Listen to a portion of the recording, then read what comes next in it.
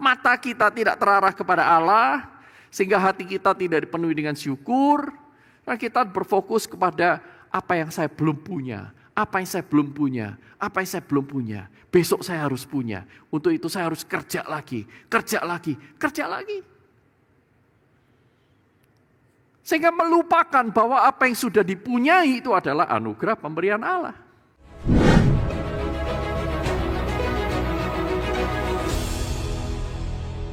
Pada tahun 1888,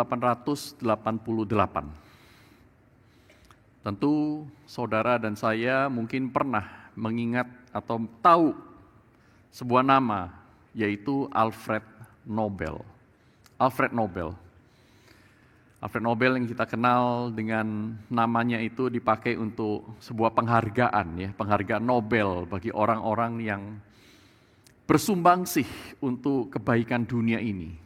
Nobel perdamaian, Nobel fisika, Nobel matematika, Nobel literatur, dan seterusnya. Nah, satu kali Alfred Nobel bangun pagi, dan seperti biasa dia dikisahkan, dia mengambil surat kabar. Dia membuka surat kabar. Nah, Bapak Ibu, kalau zaman dulu kita masih banyak langganan koran nih. Kira-kira halaman apa yang kita buka lebih dulu? Bagi rekan-rekan yang sudah tidak berada di zaman koran. Kalau sudah buka internet, cari berita, bagian mana yang akan Anda lihat terlebih dulu? Ya, mungkin agak berbeda ya. Tapi saya masih ingat sekali, orang-orang tua saya maupun kungkung popo ya, mereka kalau baca koran, mereka masuk dulu di halaman tempat berita duka. Ada yang seperti itu? Ya, zaman dulu ya. Maka Alfred Nobel ini mencari berita itu. Dan dia temukan di sana ada satu artikel yang besar sekali dengan tulisan Dynamite King dies. Raja dinamit meninggal. Seorang pedagang kematian mati hari ini. Mati kemarin. Dia heran ya. Karena yang disebutkan adalah nama dia. Dan Alfred Nobel ini seorang ahli kimia. Dan tidak lama sebelum itu memang dia meracik bahan-bahan kimia itu untuk menciptakan dinamit, bom, alat peledak, bahan peledak itu. Dan kemudian, betulkah aku mati? Karena namanya tertulis di sana Alfred Nobel. Mungkin dia akan cubit-cubit pipinya, saya lagi mimpi atau enggak ini ya. Dia tepok-tepok, saya masih hidup ini.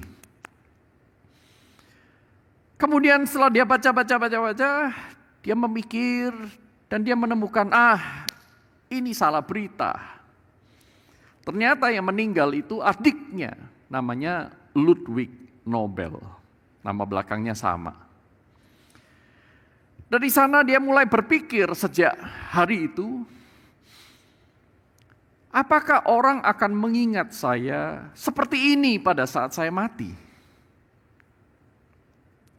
Hari itu menjadi hari yang penting bagi seorang Alfred Nobel. Dia berpikir tentang apa arti hidupnya, apa yang dia kejar selama ini. Saudaraku yang terkasih dalam Tuhan, kalau kita bertanya, hari ini, kalau misalnya hari ini, saudara dan saya meninggal, apa yang orang akan ingat tentang kita? Apa yang saudara ingin orang ingat tentang Anda dan saya? Apa yang akan dikatakan oleh anak kita, cucu kita?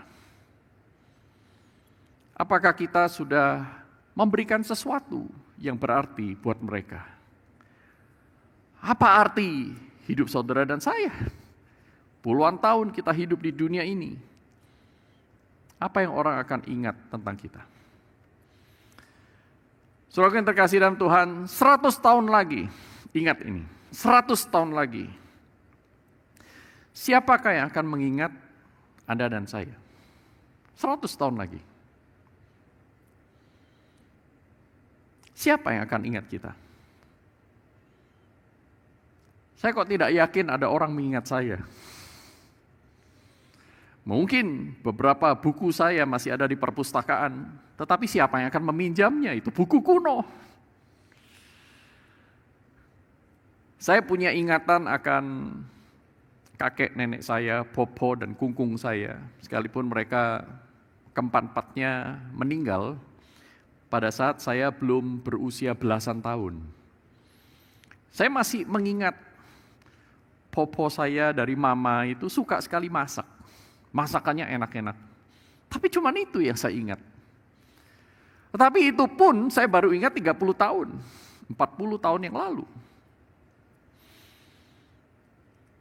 Saya tidak yakin saya akan terus mengingat mereka, bahkan setelah saya mati, anak-anak saya tidak mengenal mereka.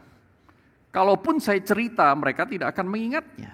Jadi sebagian besar dari kita, saudara dan saya, tidak akan diingat 100 tahun lagi, percayalah saya. Hanya segelintir orang yang masih diingat. Segelintir saja setelah 100 tahun. Lalu pertanyaannya adalah, apa yang saudara dan saya sedang kumpulkan dan kejar hari ini? Ketika 100 tahun lagi tidak ada yang mengingat kita. Lalu untuk apa kita kejar semuanya? Untuk apa kita kumpulkan semuanya? Jika 100 tahun lagi kita akan dilupakan, yang kita kumpulkan akan hilang dan sirna, akan habis, dan yang kita kejar tidak ada lagi, pertanyaannya adalah untuk apa saudara dan saya hidup hari ini? Apa tujuan hidup kita? Apa yang kita kejar dan usahakan? Apa arti hidup ini? Siapa yang menentukan arti hidup kita? Arti hidup manusia? Apakah arti hidup itu adalah buatan manusia sendiri atau sesuatu yang harus kita temukan? Kita kejar, kita cari. Pengkhotbah pasal 3 hari ini menyadarkan kita satu hal yang penting sekali. Bahwa untuk segala sesuatu ada waktunya. Untuk apapun di bawah langit ada waktunya. Dari kalimat pertama dalam Pengkhotbah pasal 3 sudah dikatakan ada waktu untuk lahir dan ada waktu untuk meninggal. Kita tidak akan hidup selamanya. Untuk segala sesuatu ada waktunya, ada musimnya. Seorang peneliti Alkitab bernama Derek Kidner, ketika dia membaca Pengkhotbah pasal 3 ini, dia memaparkan ada 2 fakta penting yang saudara dan saya tidak bisa mengelak, tidak bisa keluar dari 2 fakta ini. Dari setelah dia membaca ada waktu untuk lahir, ada waktu untuk meninggal, ada waktu untuk menanam, ada waktu untuk mencabut yang ditanam, ada waktu untuk membunuh, ada waktu untuk menyembuhkan, dan seterusnya dan seterusnya. Sampai ayat yang ke-8 itu. 2 fakta. Fakta yang pertama, dia berkata bahwa kita dalam hidup ini menari menurut lagu yang bukan lagu kita. Kita menari menurut lagu yang bukan buatan kita. Saudara bayangkan saudara sedang menari, tetapi saudara nggak tahu lagunya. Saudara nggak tahu tiba-tiba lagu itu menjadi crescendo, tiba-tiba lagu itu menjadi melambat, tiba-tiba menjadi cepat. Ada waktu untuk ini, ada waktu untuk itu, dan saudara tidak tahu kapan waktu itu akan tiba. Yang kita tahu sesuatu itu pasti akan datang. Hari ini kita sehat, kita nggak tahu kapan kita akan sakit. Hari ini kita sukses, kita tidak tahu kapan kita akan jatuh di dalam bisnis kita, bukan?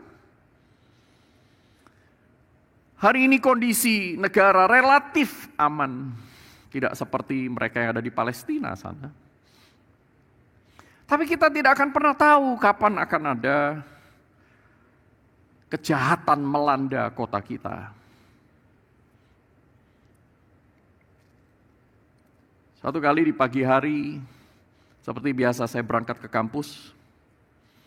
Pagi-pagi sekali, saya berangkat dari kampus itu jam 5. Jam 5.15 saya harus sudah ada di jalan, supaya saya bisa keluar dari tol dan masuk ke dalam area ganjil genap di Jakarta itu sebelum jam 6. Karena ganjil genap mulai jam 6. Jadi saya harus keluar dari rumah jam 5.15 paling lambat. Saya sampai di kampus seperti biasa, nggak ada perasaan apa-apa. Sampai akhirnya saya sudah nyampe di kampus itu pukul jam 6.15, 6.20. 6.30 telepon saya berdering. Kakak wanita, kakak perempuan saya menelpon saya dengan suara yang tertahan, sesenggukan gitu. Dia berkata, kakakmu yang nomor 4 meninggal. Wah, kaget luar biasa. Saya anak nomor 5. Dia kakak persis di atas saya. Meninggal karena serangan jantung. Tidak ada yang tahu, pagi-pagi jam 1:30 masih chat dengan sepupu saya yang lain. Jam 3 masuk ke toilet dan tidak pernah keluar. Pagi-pagi jam 6 ketika anak bungsunya harus berangkat ke sekolah, mau coba masuk di toilet kok terkunci. Kemudian dia masuk toilet dari pintu yang lain di kamar sebelah, kamar papa mamanya. Dan mendapati mamanya terbaring di lantai toilet. Nggak ada yang tahu. Tidak ada yang tahu bahwa nada kematian itu akan dibunyikan saat itu. Tidak ada yang tahu nada sakit mendadak itu akan terjadi. Kita tidak berkuasa menetapkan apa dan kapan sesuatu itu terjadi. Semakin kita berusia lanjut, semakin kita sadar hal ini. Dan kita akan mengaminkannya, bukan? Yang kedua, tak ada satupun yang kita kerjakan, yang kita kumpulkan, yang kita kejar, tidak ada satupun yang bertahan selamanya. Hari ini ditanam, besok akan dicabut. Hari ini dikasihi, besok akan dibenci. Hari ini diusahakan, besok akan dibuang. Ada waktu untuk segala sesuatu. Tidak ada yang permanen. Hari ini kita punya sahabat, besok mungkin dia jadi musuh kita. Hari ini kita percaya, besok mungkin akan bohongin kita. Hari ini kita sayangi, kita harapkan dia akan memelihara hidup kita di masa tua. Ternyata dia pergi memilih untuk hidup dengan mertuanya mungkin, dengan istrinya atau suaminya. Kita tidak pernah tahu. Tidak ada yang bertahan sampai selamanya.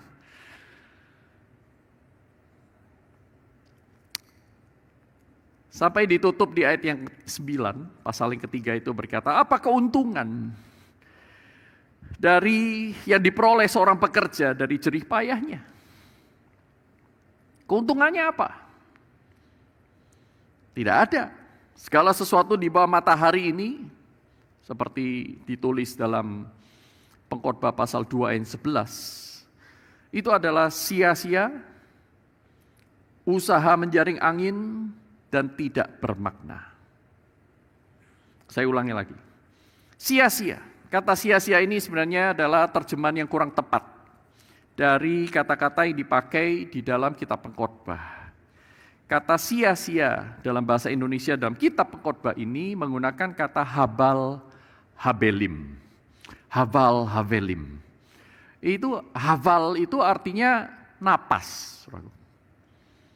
Kesia-siaan, napas. Napas itu yang dimaksud di sini uap gitu ya. Itu artinya sementara. Seperti uap. Kita bisa merasakan, melihat, setelah itu hilang, lenyap dalam waktu singkat. Nah itu maksudnya kesia-siaan. Gitu. Jadi kesia-siaan itu bukan berarti nggak ada gunanya sama sekali, bukan di situ. Artinya bahwa segala sesuatu di bawah matahari itu sia-sia. Artinya sementara. Ada waktu untuk ini, ada waktu untuk itu. Semuanya ada waktunya dan tidak untuk selamanya. Dan kemudian yang kedua adalah di bawah matahari. Pengkhotbah ini mengamati apa yang terlihat, apa yang ada di dunia. Jadi di bawah matahari itu menunjukkan segala sesuatu yang terlihat, yang terjadi di muka dunia ini, segala sesuatu yang duniawi, Bapak Ibu sekalian. Berbeda dengan segala sesuatu yang di atas matahari. Di bawah matahari, semua yang bertumbuh akan menjadi layu pada waktunya. Segala sesuatu yang ada hari ini besok akan pergi. Tetapi sesuatu yang di atas matahari, tempat di mana Allah bertahta di langit itu menjadi sesuatu hal yang berbeda. Jadi ketika pengkhotbah mengatakan segala sesuatu di bawah matahari, kita tahu bahwa ada yang namanya di atas matahari. Yang di bawah matahari itu sementara. Dan karena sementara, karena duniawi, maka dikatakan usaha menjaring angin. Apa yang kita kejar, yang kita berusaha tangkap, itu akan hilang. Tidak seorang pun bisa menjaring angin. Bisa Pak, pakai kresek. Mau berapa lama saudara tahan kreseknya? Suatu saat akan hilang. Tapi pada zaman itu nggak ada kresek, saudaraku. Orang menjaring angin, anginnya lolos terus. Apa yang dikejar tidak bisa disimpan dan tidak bisa dibawa. Dan bahkan di dalam beberapa pasal dalam kitab Pengkhotbah dikatakan yang kau usahakan itu nanti dinikmati oleh orang lain, bukan oleh engkau sendiri. Apa yang kau usahakan tidak bisa engkau simpan. Tidak bisa dibawa mati. Saudara masih ingat ketika Tuhan Yesus mengajar dengan perumpamaan orang kaya yang bodoh. Satu kali seorang datang kepada Tuhan, Tuhan, beritahu saudaraku untuk bagi warisan dengan aku secara adil. Dan Tuhan Yesus berkata, hati-hati orang congkak. Hati-hati dengan kecongkakan. Hati-hati dengan keserakahan. Lalu dia menceritakan ada seorang kaya melihat lumbungnya penuh dengan hasil tanam yang melimpah, saudaraku. Dan kemudian dia berpikir, dia pakai waktunya, dia pakai usahanya, dia pakai kepintarannya untuk memikirkan bagaimana aku bisa menjadi lebih kaya. Maka dia sampai pada kesimpulan, dia bongkar lumbungnya, bangun lagi lumbung yang lebih besar. Sampai suatu ketika lumbung yang besar itu pun penuh, hatinya itu merasa nyaman. Tujuan hidupnya dia pikir sudah tercapai. Kemudian Tuhan Yesus berkata, hai orang bodoh. Hai orang bodoh. Saya bacakan ya dari Lukas pasal 12 itu. Orang kaya itu berkata, sesudah itu aku akan berkata kepada jiwaku, jiwaku engkau memiliki banyak harta, tertimbun untuk bertahun-tahun lamanya, beristirahatlah, makanlah, minumlah, dan bersenang-senanglah. Tetapi Allah berfirman kepadanya, hai engkau orang bodoh, pada malam ini juga jiwamu akan diambil darimu, dan apa yang telah kau sediakan untuk siapakah itu nanti? Orang bodoh berusaha menjaring angin. Hidupnya untuk menjaring angin, untuk segala sesuatu yang di bawah matahari. Satu kali dalam khotbahnya Tim Keller itu menceritakan, bayangkan, mengajak para pendengar itu membayangkan. Saya mengajak saudara juga, bayangkan nih. Saudara dan saya sedang naik sebuah kereta cepat, ekspres. Kalau Jakarta-Bandung sekarang sudah ada namanya Wush. Nyampe itu cepat sekali, 40 menit nyampe Bandung. Luar biasa. Ya. Lebih lama nunggunya, lebih lama di jalan menuju stasiunnya daripada naik keretanya. Saudaraku, bayangkan saudara dan saya berada di kereta dengan kecepatan tinggi. Dan di dalam kereta itu ada banyak macam orang. Nah, suatu ketika ada pengumuman dari masinis yang mengatakan bahwa maaf sekali kereta ini mengalami kerusakan mesin yang fatal. Sehingga kereta tidak bisa berhenti. Dan setengah jam lagi akan nabrak dan tidak seorang pun akan bisa selamat. Oke, bayangkan. Saudara dalam kondisi yang seperti itu. Pertanyaannya adalah, Setelah mengetahui hal itu, apa yang akan saudara dan saya lakukan? 30 menit. Akankah saudara akan berpikir, waduh 30 menit ya, saya mau tanam saham dulu dah. 30 menit, aku cepat-cepat melamar pacarku yang ada di kereta itu. Wah, romantis, tapi setelah itu mati. 30 menit. Kalau ada perampok, bodoh lagi. Perampok itu mumpung ada 30 menit, aku akan rampok semua orang yang ada di kereta itu. Dia akan mengeluarkan pisaunya, diambil, ayo serahkan hartamu. Kalau saudara sedang ditodong di kereta yang sebentar lagi, 30 menit lagi akan nabrak, dan tidak ada seorang pun selamat, apa yang akan saudara lakukan? Saudara dirampok nih. Mau apa? Ambil nih, ambil semua. Betul kan? Ngapain? Kredit card, nih, mau apa lagi? Sebentar lagi kita semua mati, kamu pun gak bisa pakai. Betul ya? Saudara, bayangkan, kalau saudara dan saya berada di sana. Atau kita sedang berada dalam kapal Titanic yang akan tenggelam sebentar lagi, tidak ada satupun yang bisa selamat dan bisa diselamatkan. Apa yang akan saudara dan saya lakukan? Apa arti hidup ini? Kalau hidup tinggal 30 menit. Tapi problemnya adalah 30 menit, 30 tahun, 300 tahun, sama saudaraku. Cepat atau lambat kita akan mencapai titik itu, kematian. Dan di hadapan kematian, orang yang rohani, religius, orang yang bermoral, orang yang kaya, orang yang miskin, orang yang terpelajar, orang yang bodoh, orang yang berjabatan, ataupun orang yang biasa-biasa saja, orang yang pintar dan orang yang bodoh, orang yang gak pintar, orang yang berhikmat, ataupun orang yang bebal. Semua akan sampai pada titik yang sama, tidak ada yang bisa dibawa, 100 tahun lagi akan dilupakan. Jadi pertanyaannya, kita hidup untuk apa? Tidak ada bedanya saudara dan saya ketika berada di hadapan yang namanya kematian. Hari ini saudara bangun pagi dan berpikir bahwa saya mau melayani keluarga saya. Bangun pagi-pagi sekali, sediakan masak, siapkan makanan untuk satu keluarga. Nanti suami saya berangkat kerja supaya dia tidak lapar, saya sediakan sarapan. Anak saya bisa bawa makanan untuk makan siang di sekolah, makan pagi di rumah. Saudara siapin. Dibandingkan dengan orang tua yang tidak bertanggung jawab. Setiap hari anaknya dibawain sosis saja. Dua ibu, yang satu sangat saleh, yang satunya itu amburadul. Dua-duanya akan meninggal. Sama. Siapa yang mengingat, anaknya ingat, tapi ingat juga cuma sementara. Cucunya ingat, cucunya mungkin nggak tahu. Cicitnya apalagi. Oke. Jadi di dalam kesementaraan ini, apa yang saudara dan saya akan kerjakan? Di dalam pasal 3 ayat 11 dan 15, pengkhotbah memberikan kepada kita sebuah petunjuk.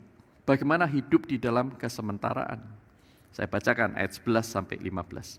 Ia membuat segala sesuatu indah pada waktunya. Musim-musim yang kita tidak mengerti itu mempunyai keindahan di dalamnya. Siapa yang membuat semua musim itu menjadi indah? Yaitu Allah sendiri. Bahkan Ia memberikan kekekalan dalam hati mereka. Kekekalan dalam hati saudara dan saya. Supaya kita mengerti dan bisa membedakan mana yang sementara dan mana yang kekal. Saya hidup untuk kesementaraan atau saya hidup untuk kekekalan.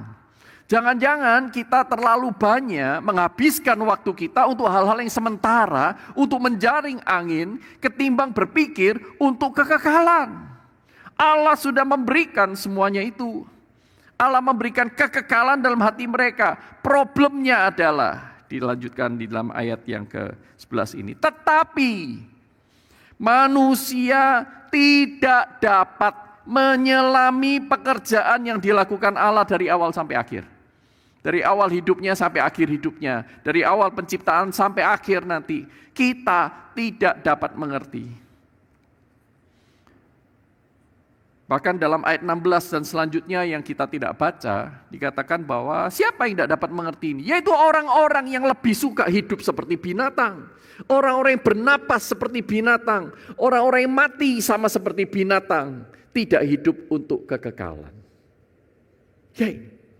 Mereka tidak dapat mengerti, karena apa? Mereka nggak mau.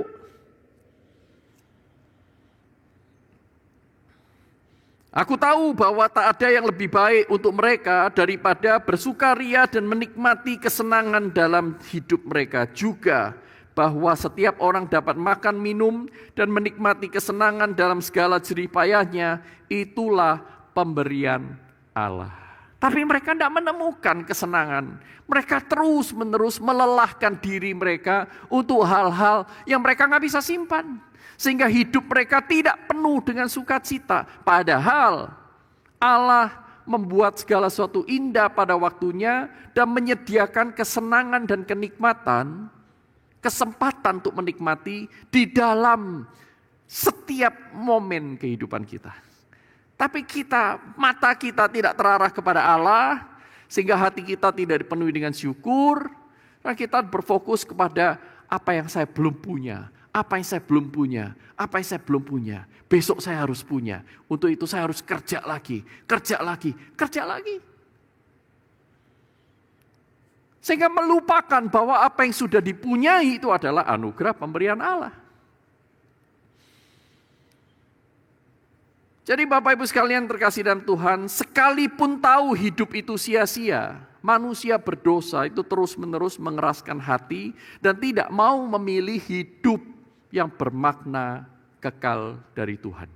Hidup yang diarahkan kepada segala sesuatu yang di atas matahari, tapi hanya berfokus kepada yang di bawah matahari. Manusia lebih suka mencari atau membuat makna hidupnya sendiri. Manusia ingin menjadi Allah bagi dirinya sendiri. Ingin bikin musik sendiri, nari sendiri di dalam musiknya. Padahal mereka sedang berada di dalam satu ballroom, ruang dansa dengan musik yang bukan buatan mereka.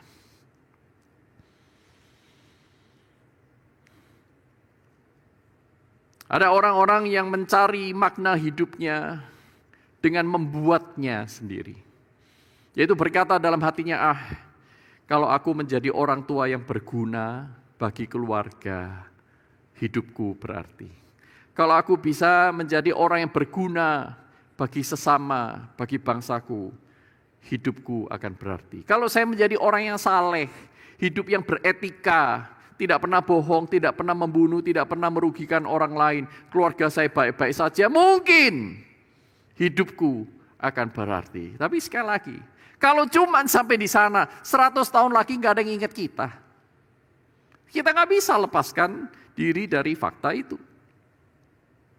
Saudara nggak bisa bikin makna-makna sendiri dan kemudian menghidupinya dan berharap makna yang kita buat di dalam kesementaraan menjadi makna yang kekal.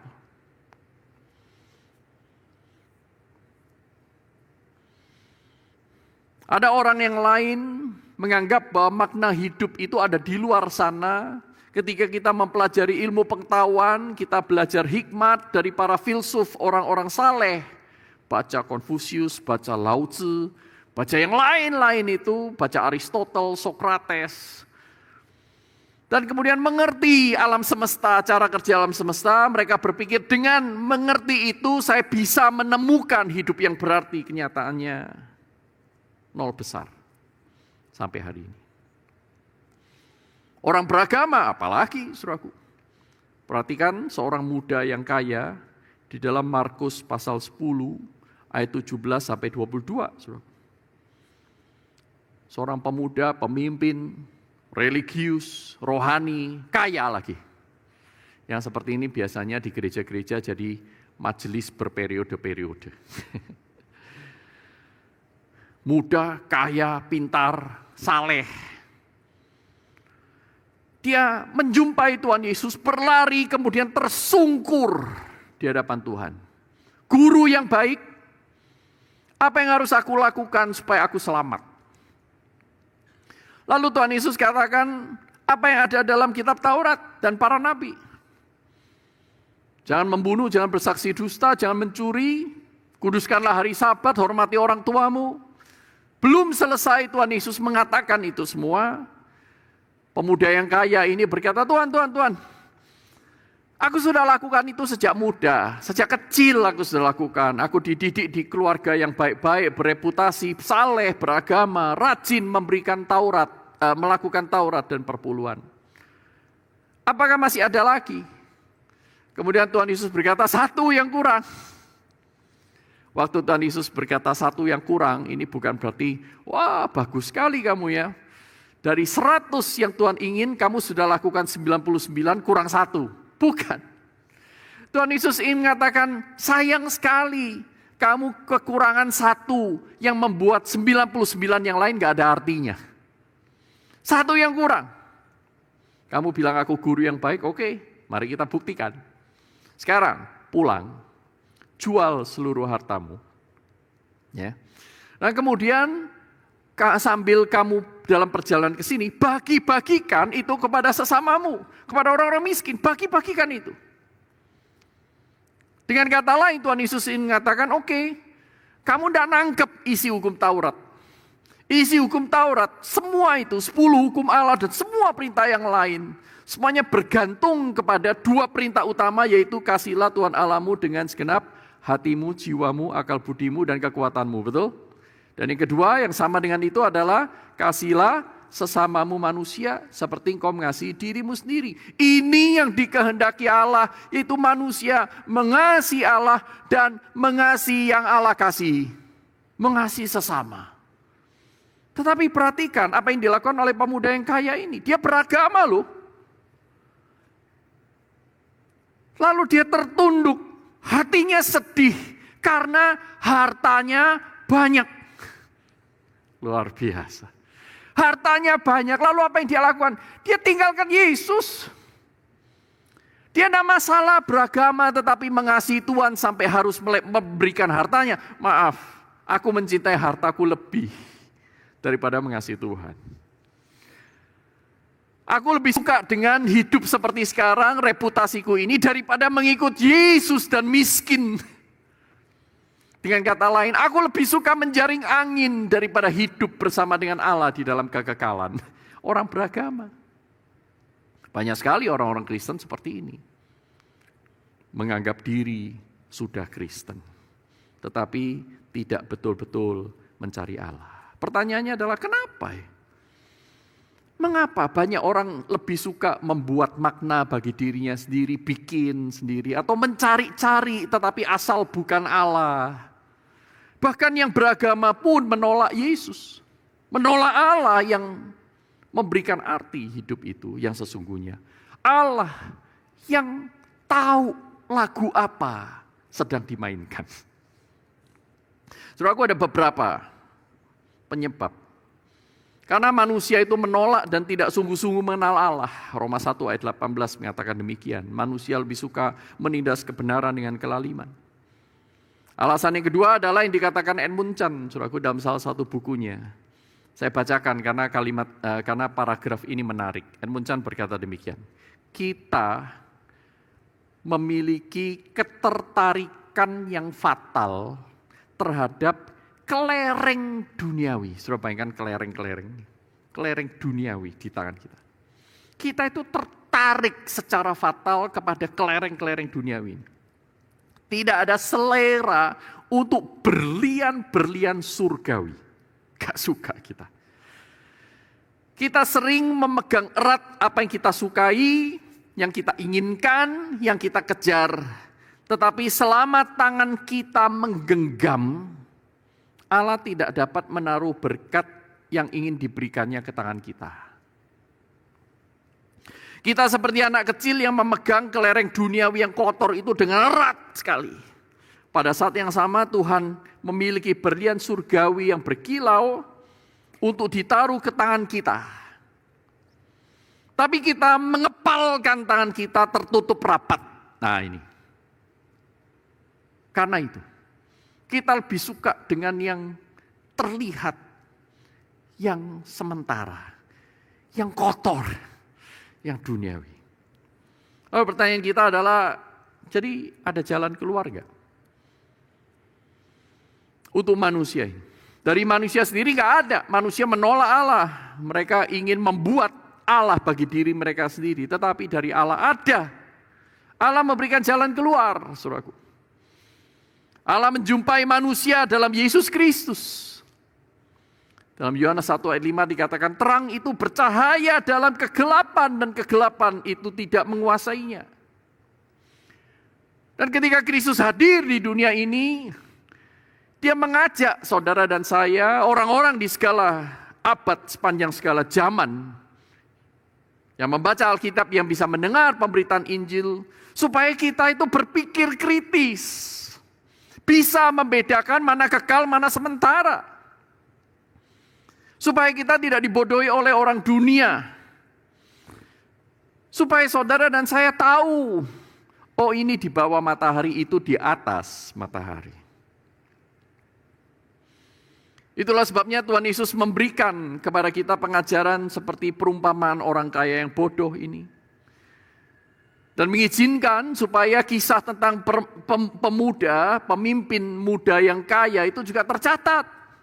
Supaya saudara dan saya tidak mengikuti teladan mereka, tetapi berbalik kepada Allah.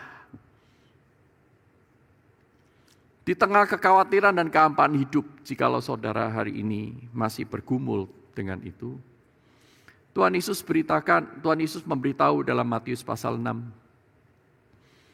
Memang ada waktu untuk mendapat, ada waktu untuk melepas. Ada waktu untuk membangun, ada waktu untuk meruntuhkan. Kalau kita nggak kenal Allah, kita akan khawatir.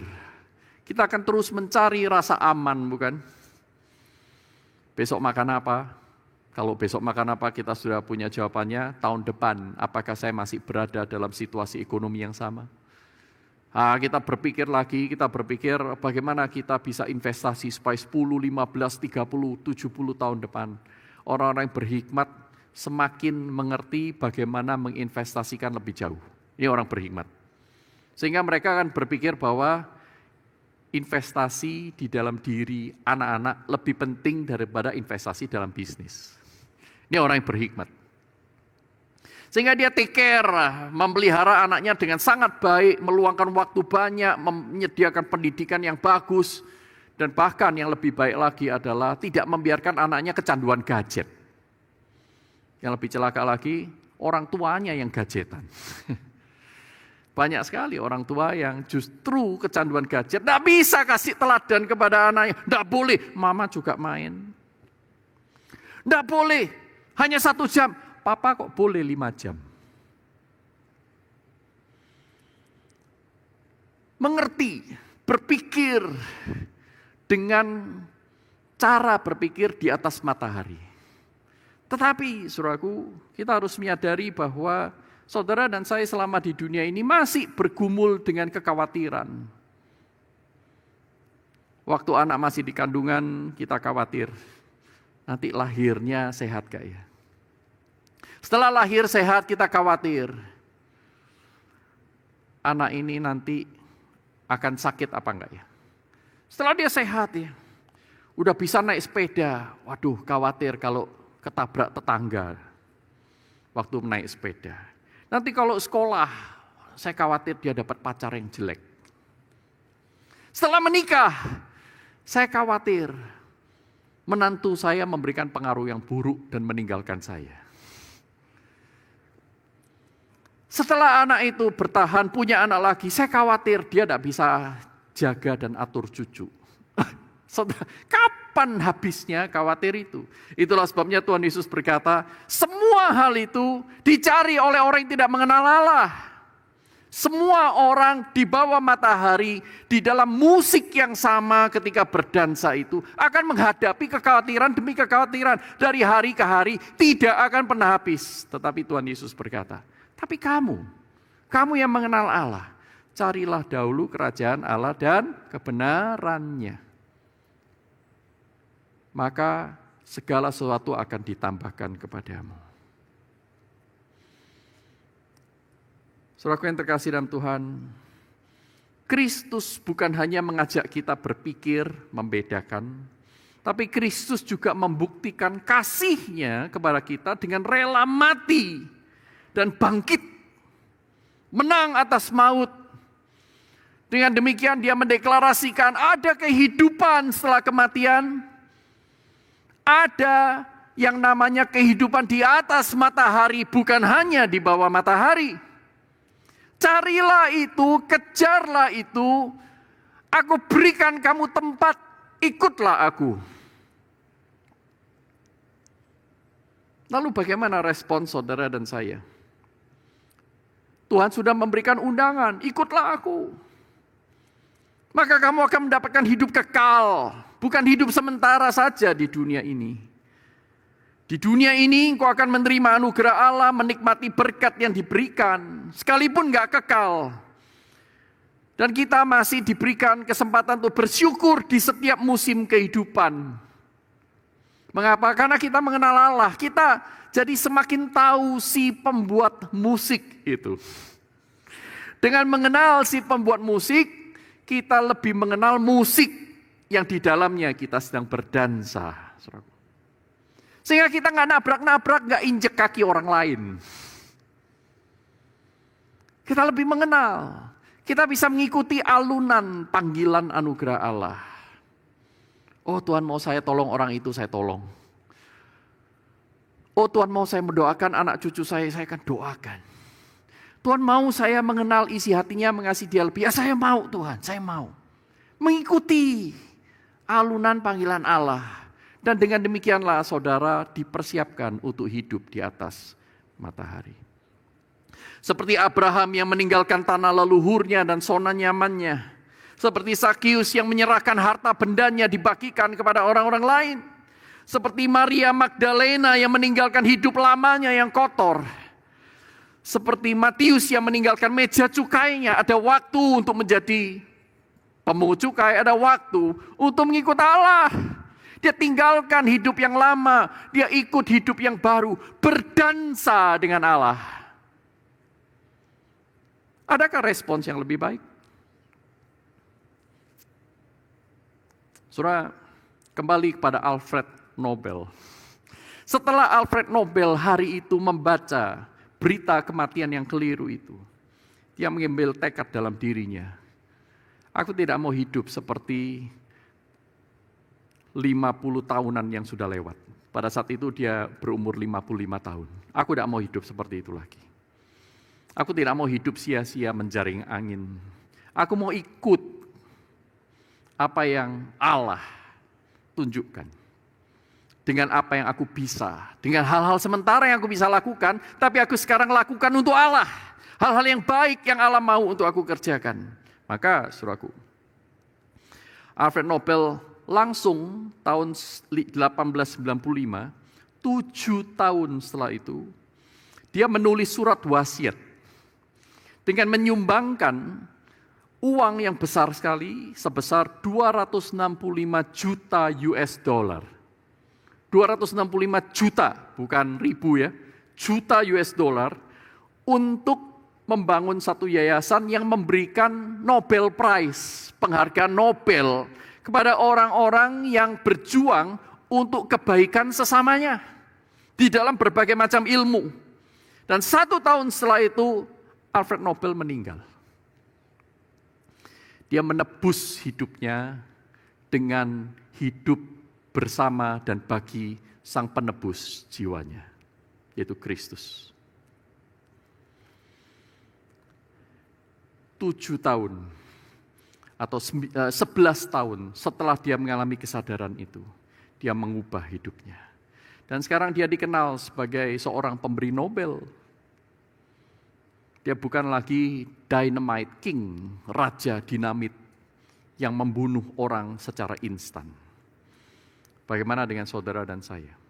Hari ini Tuhan memberikan kepada kita Injilnya sekali lagi. Tuhan tidak ingin saudara dan saya hidup di dalam kesementaraan, tok di bawah matahari, menjaring angin. Tetapi Tuhan ingin saudara dan saya di dalam kesementaraan menemukan Dia yang kekal dan hidup bagi kekekalan. Mari kita berdoa.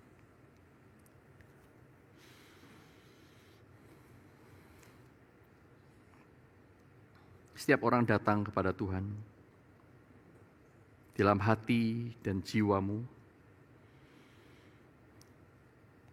Dengarlah Tuhan memanggil engkau kembali. Setelah sekian lama kita mungkin memalingkan hati dan telinga kita.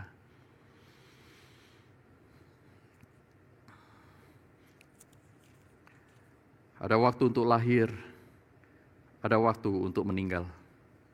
Ada waktu untuk menanam, ada waktu untuk mencabut yang ditanam.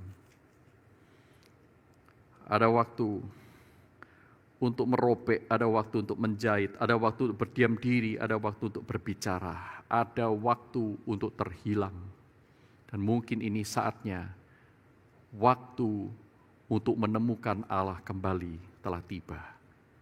Akankah saudara menerima panggilan Allah itu?